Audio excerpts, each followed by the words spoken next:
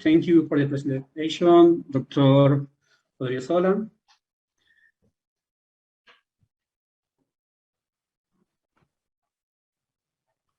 Hello, good afternoon. And yes, perfect. Okay, perfect.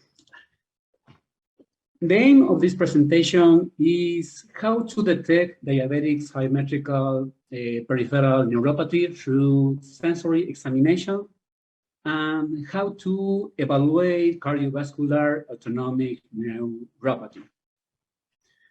Okay, so we know diabetic neuropathy is the most common chronic complications in diabetes. So diabetic symmetrical peripheral neuropathy is like an iceberg. The signs and symptoms are the visible part of the iceberg. Symptoms like numbness, prickling, burning pain, and signs like sensory loss to touch, sensory loss to vibrations, sensory loss to burn or cold, allodynia, hyper or hypoalgesia. So we can have two scenarios: a patient with painful diabetic sensory peripheral neuropathy or a patient with painless diabetic sensory peripheral neuropathy.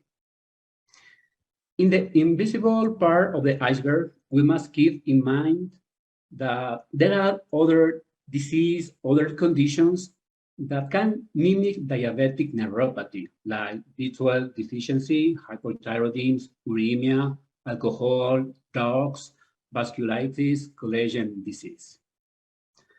And it's important to remember that the invisible part are a problem to detect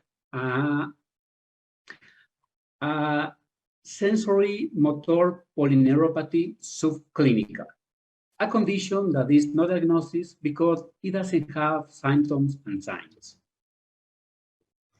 Okay, in this table, you can see a definition of diabetes based on sensory motor polyneuropathy according to the Toronto Consensus. We have 4 categories: possible, probable, confirmed, and subclinical sensory motor polyneuropathy. And each category depends on the symptoms and signs. Okay, and the first three categories can be diagnosed in the clinical practice. And the last item, we need other studies like nerve conduction study, corneal confocal microscopy, or punch biopsy for the diagnostics. And it is used, and it is not used in clinical practice and only for research purposes. So, in this clinical practice, we're going to focus in the instruments and tools for detecting signs of neuropathy.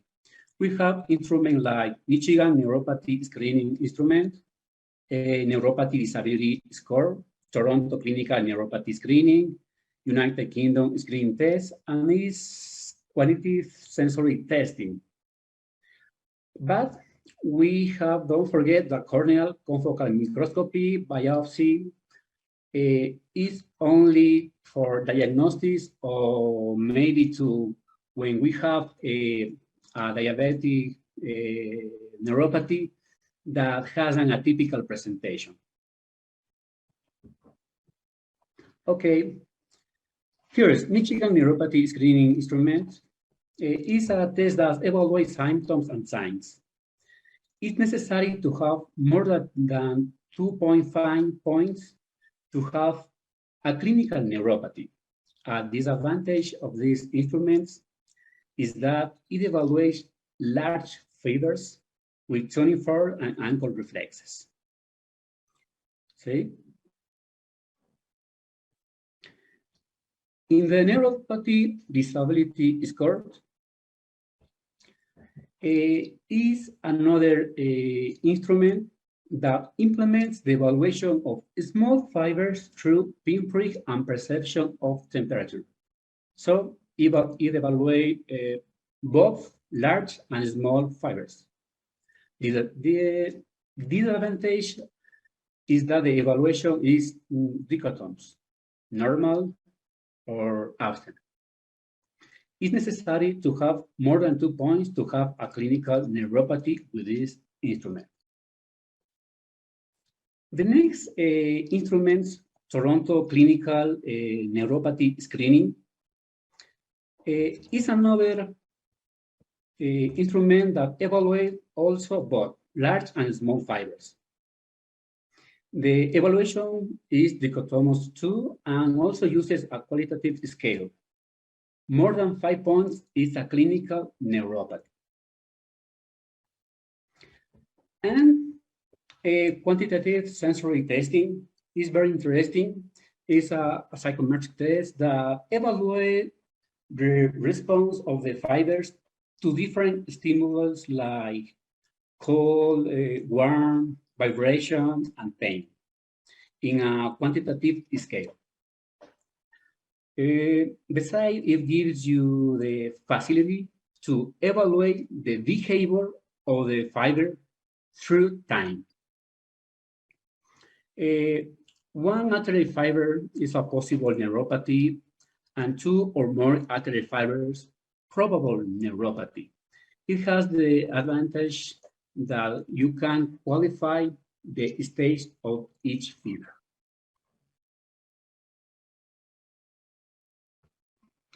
The next point is the cardiac autonomic neuropathy. Cardiac autonomic neuropathy is a serious complication of diabetes mellitus that is strongly associated with approximately 5-fold increased risk of cardiovascular mortality.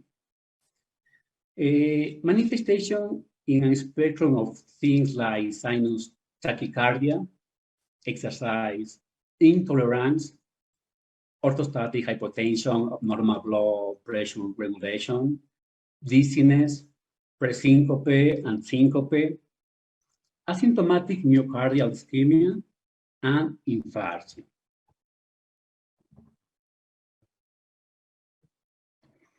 So the diagnostic tests for cardiovascular autonomic neuropathy. The gold standard are cardiovascular autonomic reflex. For example, there are several tests, but in this presentation, we are going to focus in some of these reflex tests. For example, a resting tachycardia more than 100 beats per minute is a characteristic of a cardiovascular neuropathy. A orthostatic hypotension decrease more than 30 millimeters of mercury in systolic blood pressure is other characteristic. A hair rate variation during deep breathing or hair variation during lying to stand or hair variation during Valsalva maneuver.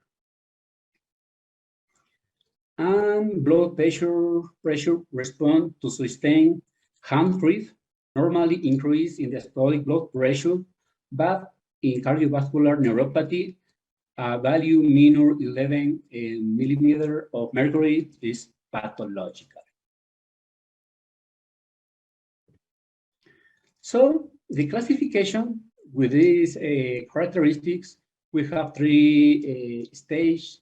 The first, a subclinical phase, decreases hair rate variability, a early phase, resting tachycardia, and advances stage, exercise intolerance, orthostatic hypotension, silent myocardial ischemia, cardiomyopathy with left ventricular dysfunction. So it's important to note that in cardiovascular neuropathy, small fibers are affected, like peripheral neuropathy, the small fibers or large fibers. So in summary, we can say that distal symmetrical peripheral neuropathy could have 3 forms of presentations in general. For example, Patients with painless symptoms like numbness, prickling, or tingling, painful symptoms like burning, or asymptomatic presentations.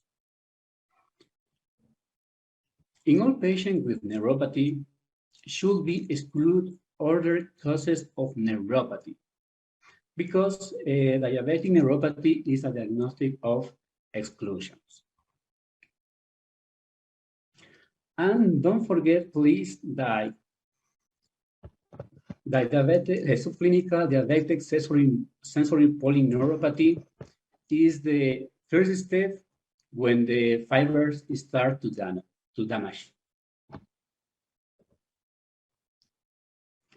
And the easy form to detect peripheral neuropathy is with symptoms and signs.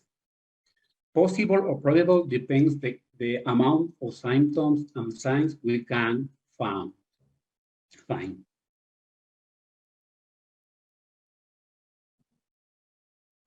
So, instrument easy to use: Michigan Neuropathy, Neuropathy Disability, Toronto Clinical Neuropathy, United Kingdom screening tests, and quantitative sensory tests.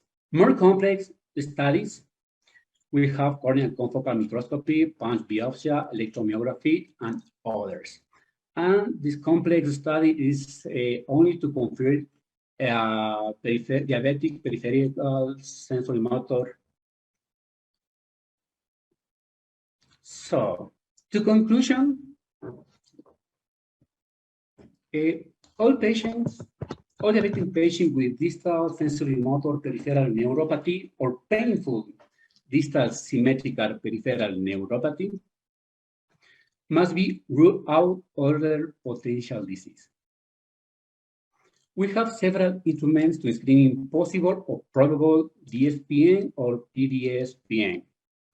There are no consensus which of them are the best for screening, because some instruments evaluate only large fibers and others both fibers, small and large. Quantification of the state or damage of each fiber by QST, quantitative sensitive testing, help us to evaluate the prognosis through time. Conduction study, corneal confocal microscopy, or biopsy of the skin are not methods in practical clinical, but have the advantage to confirm the diagnosis.